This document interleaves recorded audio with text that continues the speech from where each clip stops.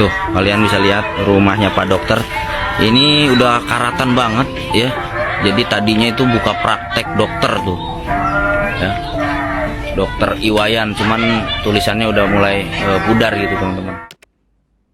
Viral sebuah video yang memperlihatkan rumah dokter bernama Wayan yang tampak terbengkalai dan tertutup semak belukar, namun disebut-sebut masih melayani praktek pengobatan bagi pasien. Dari penampakan depannya, tampak pepohonan tak terawat memenuhi halaman depan hingga merambat ke bagian depan rumah dokter Wayan. Tak hanya itu, tumpukan sampah juga banyak berserakan di dalam rumah dokter Wayan. Kondisi ini diketahui dari postingan akun TikTok @ndrawijaya07 yang terlihat pada Selasa 2 Mei 2023. Karena banyaknya rumput dan pepohonan yang tak terawat, ada kabar beredar di rumah mewah Dr. Wayan banyak terdapat ular yang beberapa kali muncul dan terlihat oleh warga.